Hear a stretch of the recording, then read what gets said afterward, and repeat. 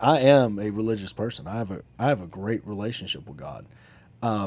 The social construct of church, though, wore me out. Whenever all the churches that I were involved with, it's kind of like that DA that gets to choose how they prosecute.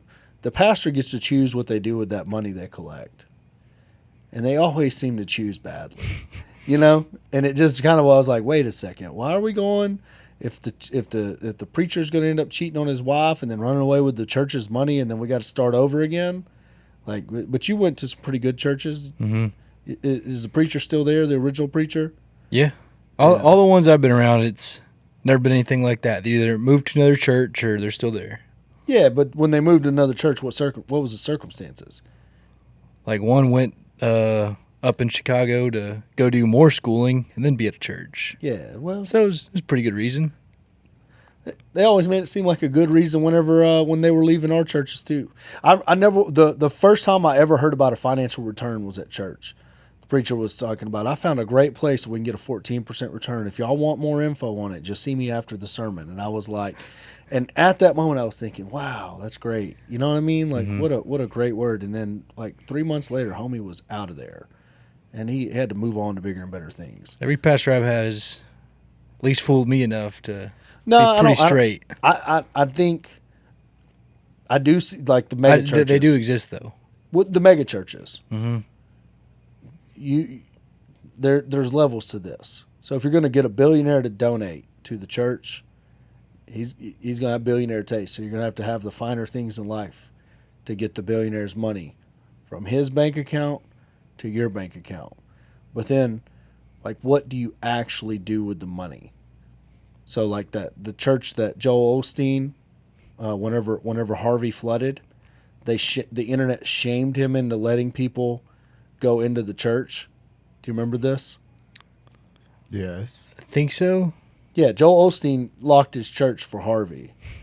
So he locked it, put chains on the doors, boarded up his church to prepare for Harvey. And I don't know, I guess part of it's got, it's the old Rockets Stadium. And I think for years it was the place where people would go For floods. or whatever. But either way, he locked her up. He locked her down.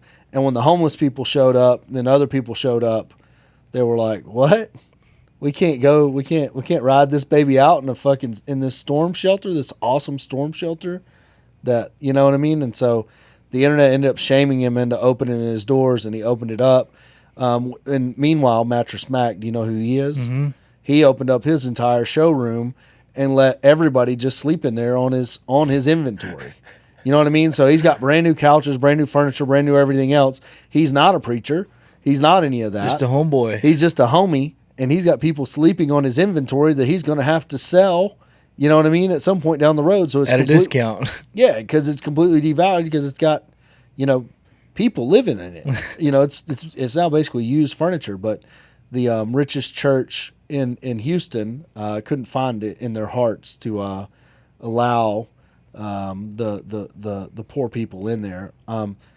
I find that interesting. I find it interesting because to me it's like, their perspective is everything, and context matters.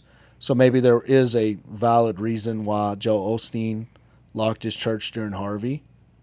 Possibly. For sure, yeah. There's got to be. Maybe there's a valid reason, but it's also pretty unvalid when Mattress Mac showed you just how it was done. You know what I mean? He's like... Are you familiar with Kenneth Copeland?